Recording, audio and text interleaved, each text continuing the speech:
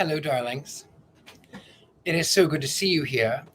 You know the routine. I have to go right over here, and I have to go to. Oh, it looks like I'm live. I am live. Look at that. Now I'm going to have to share this one. How do I do that? No. How do I share it? I don't know how to share it. Oh, hi, Christy. Good to see you. Let's see. Live chat. No, that's not what I need. I want to share it with captions, report, playback, cancel. No. How do I? Hi, Sloy. Good to see you. I'm trying to figure out how to go over here and share this. Maybe I go here. Maybe that's. Am I doing something wrong? No. Let's see. It's been so long since I've done it. Let's see. Oh, maybe if I go into my videos. Library. You would think that after all the time of doing this that I would have learned what I'm doing, but oh, hi Divinity Kitten, lovely to see you. Top chat, live chat. No, I want to share it with the Facebook. Share. Aha, there we go. I'm good. My account on Facebook got hacked. New account. Welcome. Hello, Stephen. Good to see you. Copy that link. We'll go right over here to the Facebook page, The Gentleman Psychic. And then we go right over here. Oh, I have 2 messages on there. I'm not going to check it right now, of course. Create a post. Paste. Join me live on live story time.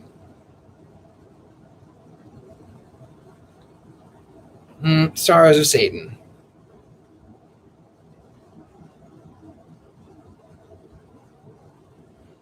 Bravo. Now we hit that share. We publish that one. Hi, Mary Jean. Good to see you. Yes, well, it has been time. With all of the chaos I have been through, you may notice, everyone, my background is different. I am in a new locale. Let's see. Story time. There we go. Now, I'm going to go back over here, and I'm going to turn on my messengers because it's only me, and I don't know if there is going to be internet issues or not. I'll turn that one back up. Silent mode is off. Okay. Now, darlings. Oh, thank you, Stephen. I appreciate that. It's a nice space. I'm going to grab my water because I'm already feeling slightly parched, and I will be right back.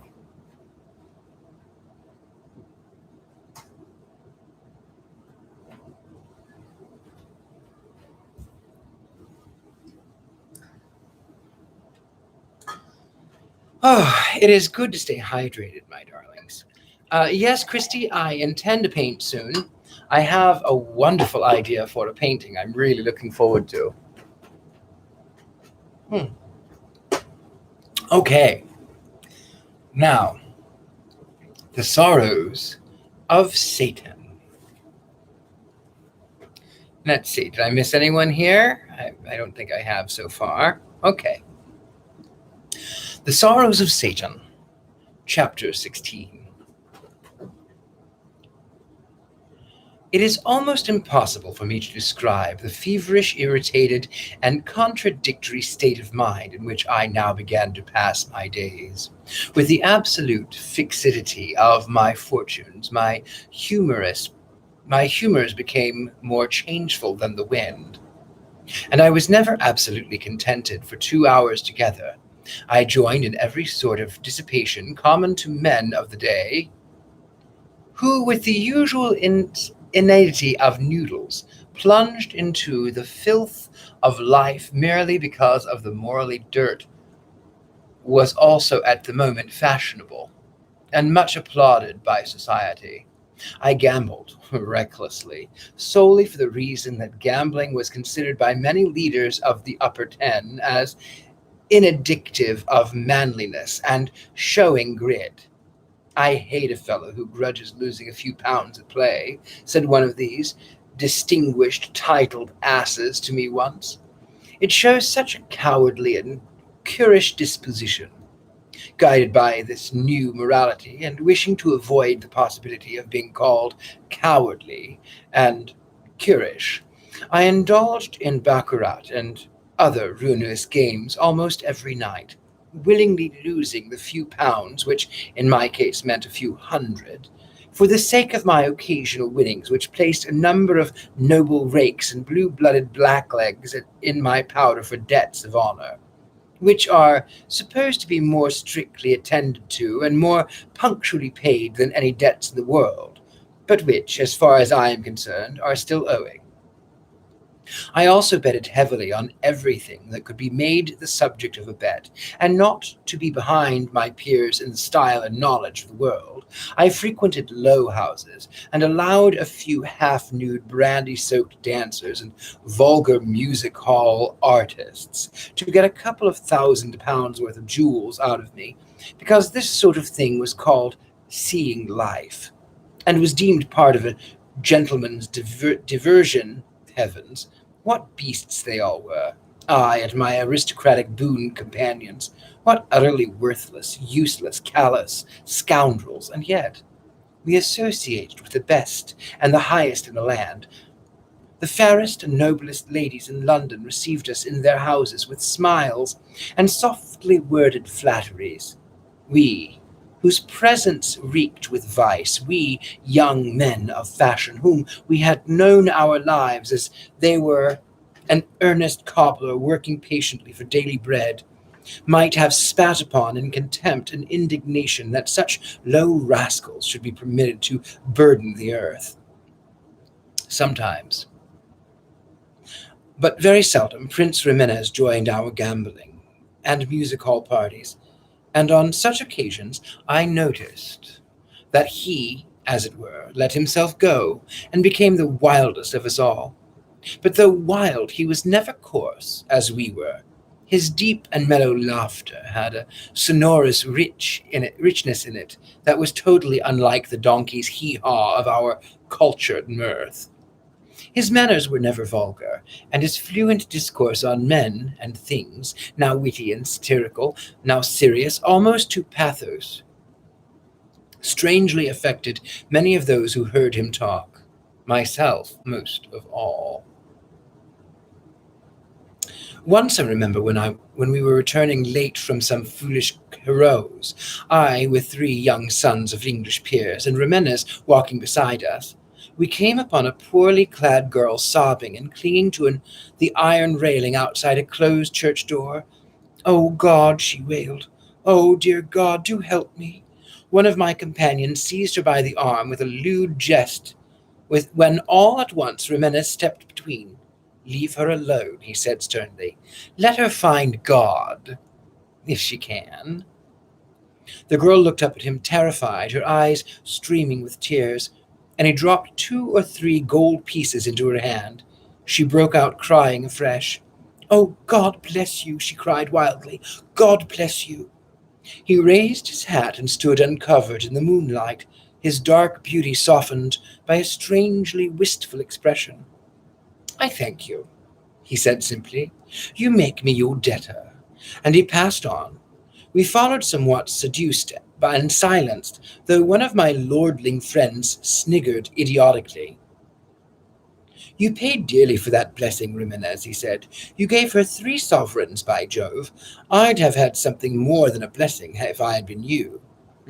"No doubt," returned Ximenes. "You deserve more, much more. I hope you will get it. A blessing would be of no advantage whatever to you. It is to me. How often have I thought of this incident since? I was too dense to attach either meaning or importance to it then, self-absorbed as I was. I paid no attention to the circumstances which seemed to have no connection with my own life and affairs. And in all my dispositions, and so-called amusements, perpetual restlessness consumed me. I obtained no real satisfaction out of anything except my slow and somewhat tantalizing courtship of Lady Sybil. She was a strange girl. She knew my intentions toward her well enough, yet she affected not to know, each time I ventured to treat her with more than the usual difference, and to infuse something of the ardour of a lover into my looks of manner. She feigned surprise. I wonder why it is that some women are so fond of playing the hypocrite in love. Their own instinct teaches them when men are amorous, but unless they can run the fox to the earth, or in other words, reduce their suitors to the lowest pitch of groveling appeal, and force them to such abasement that the poor passion-driven fools are ready to fling away life, and even honor dearer than life, for their sakes their vanity is not sufficiently gratified, but who, or what am I that I should judge of vanity? I, whose egregious and flagrant self-approbation was of such a character that it blinded me to the perception of the comprehension of everything in which my own ego was not represented. And yet, with all the morbid interest I took myself, my surroundings, my comfort, my social advancement, there was one thing which soon became a torture to me, a variable despair and loathing. And this, strange to say, was the very triumph I had most looked forward to as the crown and summit of my ambition's dreams. My book, the book I had presumed to consider a work of genius, when it was launched on the tide of publicity and criticism, resolved itself into a sort of literary monster that haunted my days and nights with its listful presence. The thick, black-lettered, lying advertisements scattered broadcast by my publisher flared at me with an offensive insensitive in every paper I casually opened. And the praise of the reviewers, the exaggerated, preposterous, fraudulent boom, good God, how sickening it was, how fulsome. Every epithet of flattery bestowed upon me filled me with disgust. And one day, when I took up a leading magazine and saw a long article on the extraordinary brilliancy and promise of my book, comparing me to a new Acilius and Shakespeare combined with the signature of David McQueen appended to it, I could have thrashed that erudite and assuredly purchased Scott within an inch of his life. The chorus of eulogy was well nigh universal. I was the genius of the day, the hope of the future generation. I was the book of the month, the greatest, the wittiest, most versatile, most brilliant scribbling pygmy that ever honored a pot of ink by using it. Of course, I figured as McQueen's discovery, £500 bestowed on his mysterious charity, and so sharpened his eyesight that he had perceived me shining brightly on the literary horizon before anyone else had done so. The press followed his lead obediently, for though the press, the English press at least, is distinctly unbribable, the owners of the newspapers are not insensible to the advantages of largely paying advertisements. Moreover, when Mr. McQueen announced me as his find in the oracular style which distinguished him, some other literary gentlemen came forward and wrote effective articles about me, and sent me to their compositions carefully marked. I took the hint, wrote at once to thank them, and invited them to dinner. They came and feasted royally with Jimenez and myself. One of them wrote an ode to me afterwards, and at the conclusion of the reveals, we sent two of the oracles home, considerably overcome by champagne, in a carriage, with Amiel, to look after them and help them out of their own doors. And my boom expanded. London talked, as I had said it should. The growling monster metropolis disgusted me, and my work in its own independent and peculiar fashion. The Upper Ten subscribed to the circulating libraries, and Muddy made a couple of hundred copies to do all the demands, by a simple expedient of keeping the subscribers waiting 5 or 6 weeks till they grew tired of asking for a book and forgot all about it. Apart from the libraries and the public not take me up, from the glowing criticisms that appeared in all the papers, it might have been supposed that everybody who was anybody was reading my wonderful production. Such, however, was not the case. People spoke of me as the great millionaire, but they were indifferent to the bid I had made for the literary fame. The remark they usually made to me whenever I went was, "You've written a novel, haven't you? What an odd thing for you to do." This was a laugh. "I haven't read it. I've so little time. I must ask for it at the library." Of course, a great many never did ask, not deeming it worth their while, and I, whose money, combined with the restlessness influence of Jimenez, had started the favorable criticisms that flooded the press, found out that the majority of the public never read criticisms at all. Hence, my anonymous review of Miss Mavis Clare's book made no effect whatever on her popularity, though it appeared in the most prominent manner. It was a sheer waste of labor.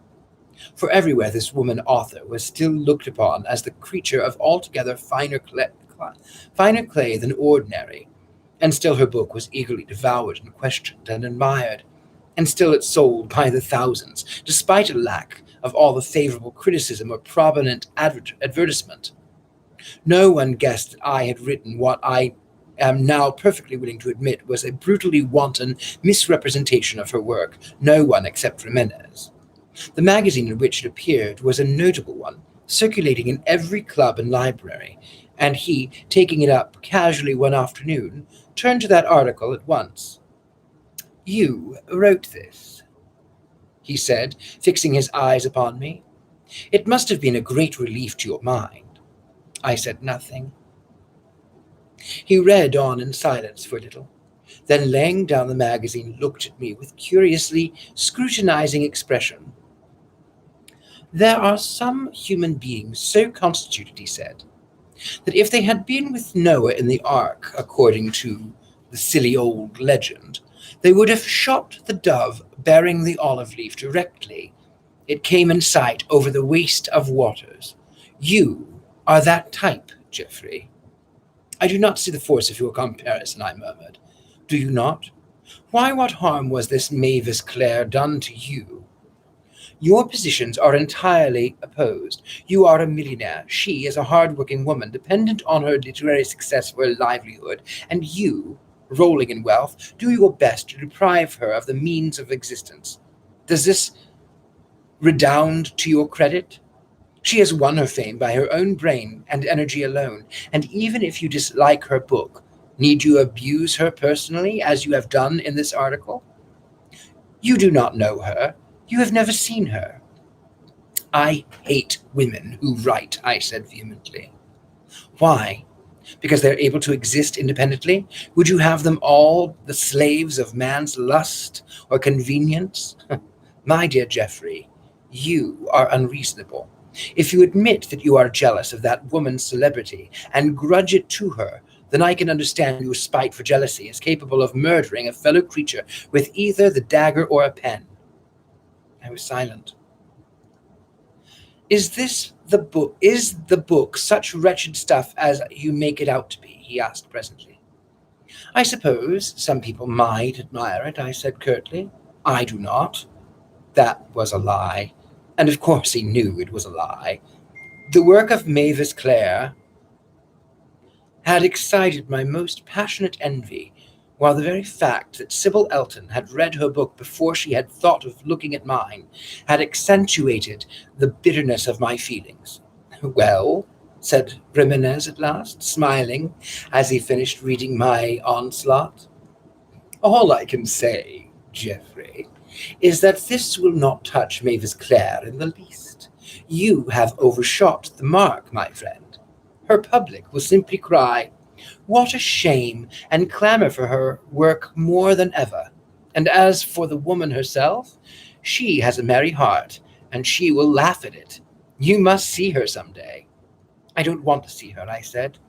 "Probably not, but you will scarcely be able to avoid doing so when you live in Wilsmere Court." One is not obliged to know everybody in the neighborhood, I observed superciliously. Lucio laughed aloud. How well you carry your fortunes, Geoffrey, he said. For a poor devil of Grub Street hack who lately was at a loss for a sovereign, how perfectly you follow the fashions of your time. If there is one man more than another that moves me to wondering admiration, it is he who asserts his wealth strenuously in the face of his fellows, and who comports himself in this world as though he could bribe death and purchase the goodwill of the Creator. It is such a splendid effrontery, such superlative pride. Now I, though over-wealthy myself, am so curiously constituted that I cannot wear my banknotes in my countenance, as it were. I have put in a claim for intellect as well as gold. And sometimes, do you know, in my travels round the world, I've been so far honoured as to be taken for quite a poor man. Now you will never have that chance again. You are rich, and you look it. And you, I interrupted him suddenly, and with some warmth, do you know what you look? You imply that I assert my wealth in my face. Do you know what you assert in your every glance and gesture? I cannot imagine, he said, smiling. Contempt for us all, I said. Immeasurable contempt, even for me, whom you called friend. I tell you the truth, Lucio. There are times when, in spite of our intimacy, I feel that you despise me. I dare say you do. You have an extraordinary personality, united to extraordinary talents. You must not, however, expect all men to be the self-retained and as indifferent to human passion as yourself. He gave me a swift, searching glance. Except, he echoed, my good fellow, I expect nothing at all from men. They, on the contrary, at least all those I know, expect everything from me. And they get it, generally. As for despising you, have I not said that I admire you? I do. I think there is something positively stupendous in the brilliant progress of your fame and rapid social success. My fame, I repeated bitterly. How has it been obtained? What is it worth? That is not the question, he retorted, with a little smile. How unpleasant it must be for you to have these gouty twinges of conscience, Geoffrey. Of course, no fame is actually worth much for nowadays, because it's not classic fame, strong and reposeful old-world dignity. It is the blatant, noisy notoriety merely, but yours, such as it is perfectly legitimate, judged by its common-sense commercial aspect, which is the only aspect in which anyone looks at anything. You must bear in mind that no one works out of disinterestedness in the present age, no matter how purely benevolent an action may appear on the surface. Self lies at the bottom of it. Once grasp this fact, and you will perceive that nothing could be fairer or more straightforward than the way you have obtained your fame. You have not bought the incorruptible British press. You could not do that. That is impossible, for it is immaculate and bristles stiffly all over with honorable principles. There is no English paper existing that would accept a check for the insertion of a notice or a paragraph, not one. His eyes twinkled merrily.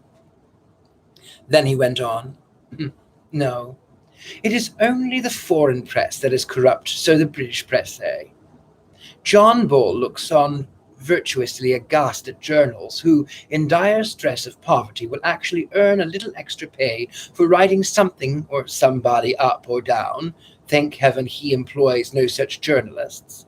His pressmen are the very soul of rectitude, and will stoically subsist on £1 a week rather than take 10 for a casual job to oblige a friend.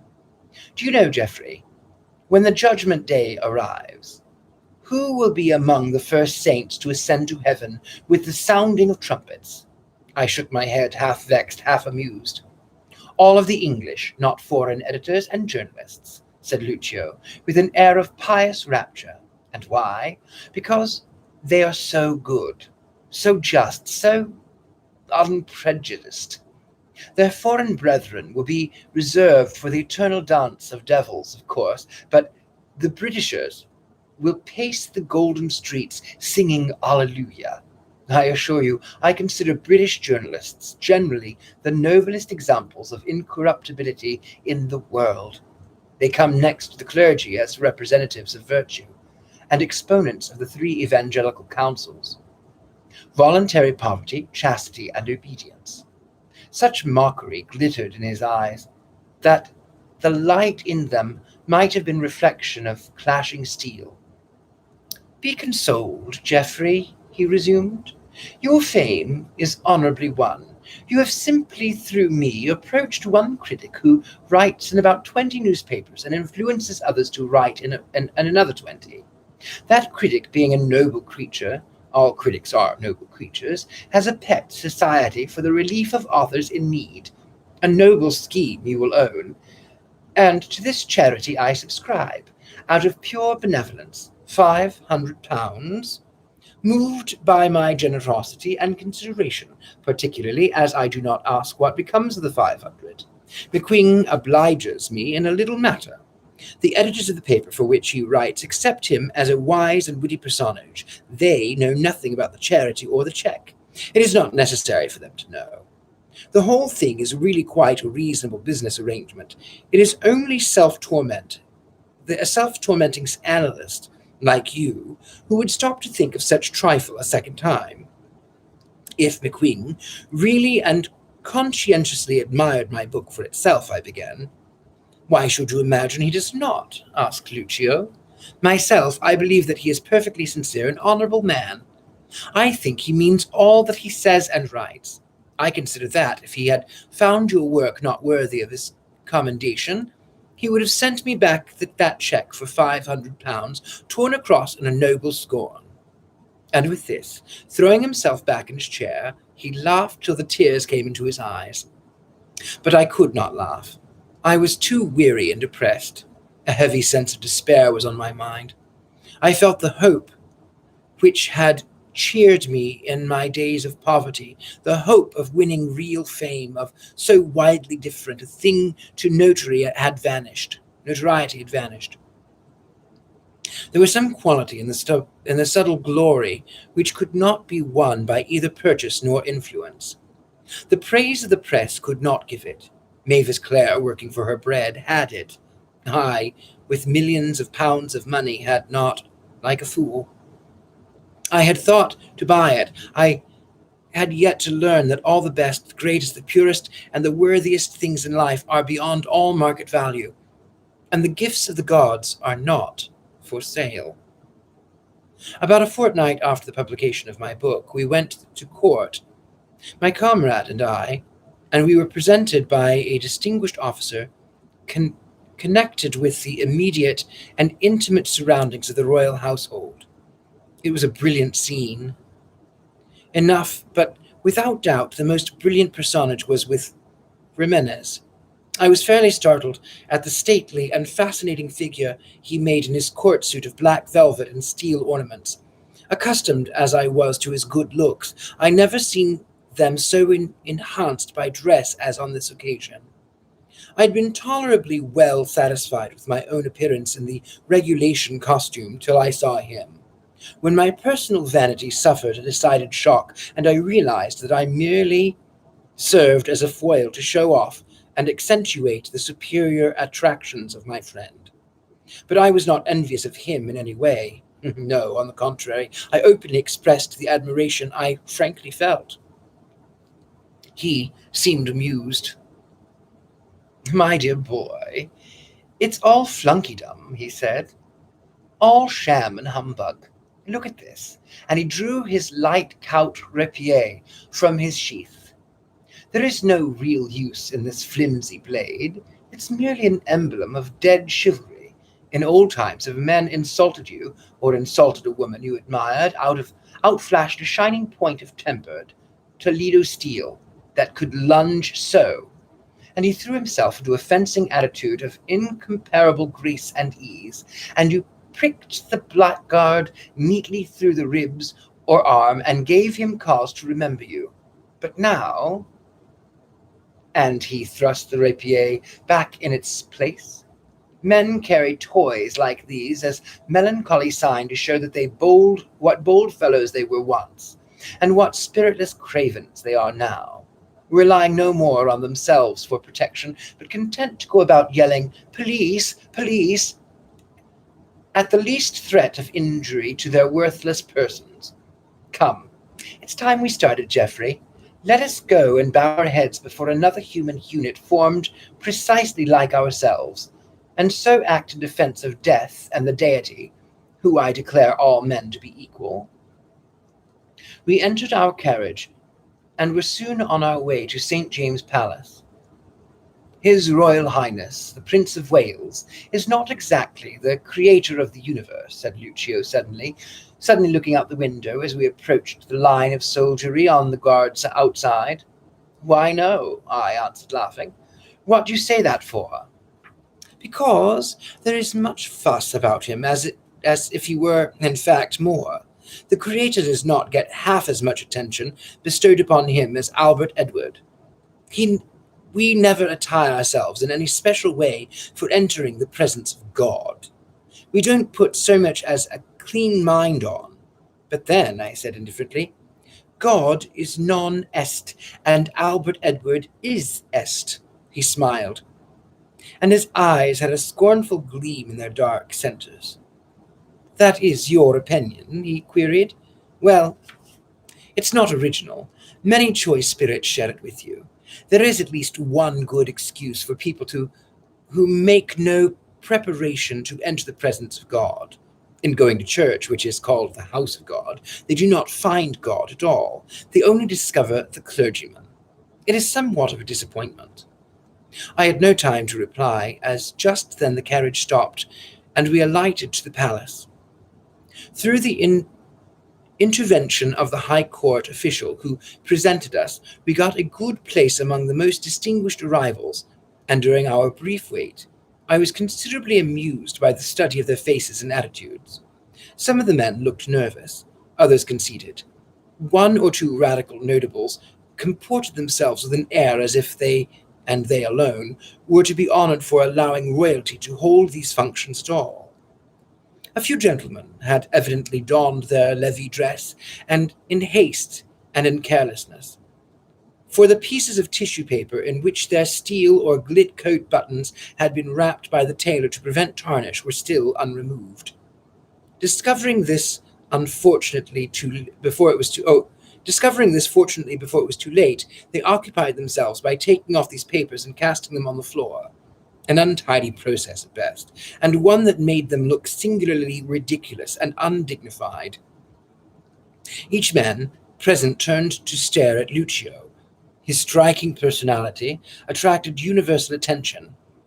When he at last entered the throne room and took our places in the line, I was careful to arrange that my brilliant companion should go up before me, as I had strong desire to see what sort of an effect his appearance would produce in the royal party.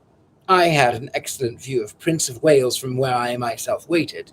He made an imposing and kingly figure enough, in full uniform, with his various orders of glittering on his broad breast, and the singular resemblance discovered by many in him, Henry VIII, struck me more forcibly than I should have thought possible.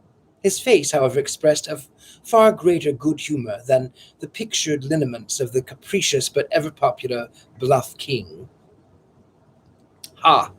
Though on this occasion there was a certain shade of melancholy, even sternness on his brow, which gave a firmer character to his naturally mobile features.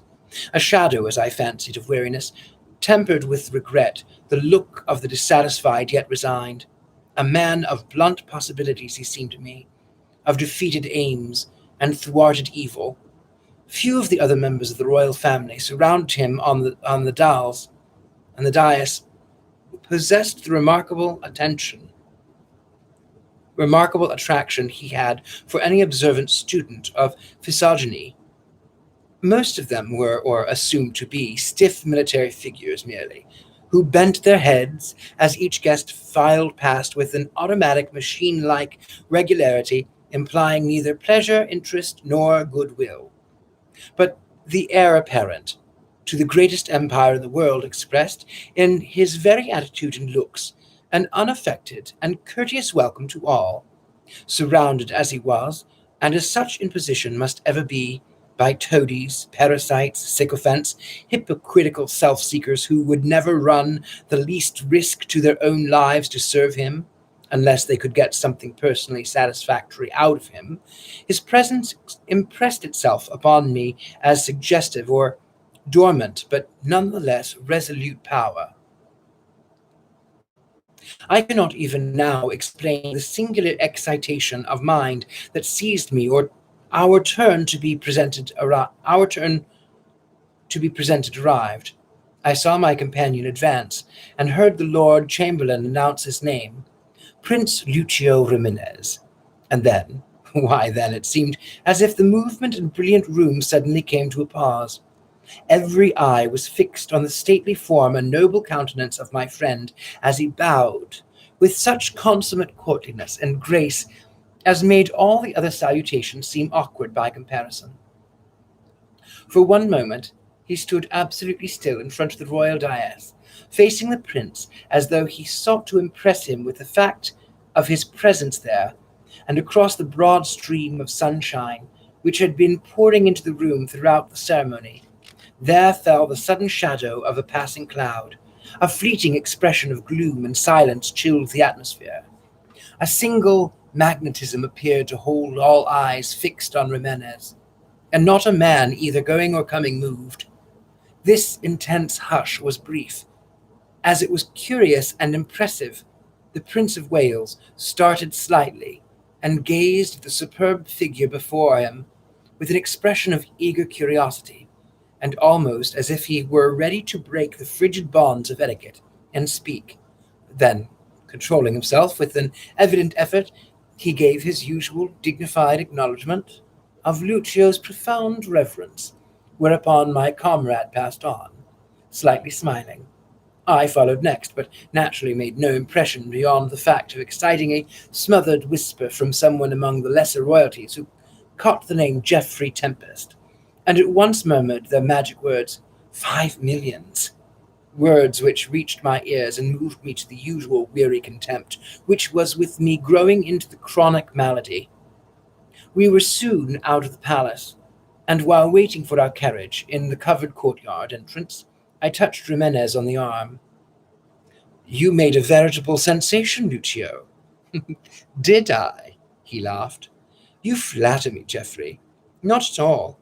Why did you stop so long in front of the dais?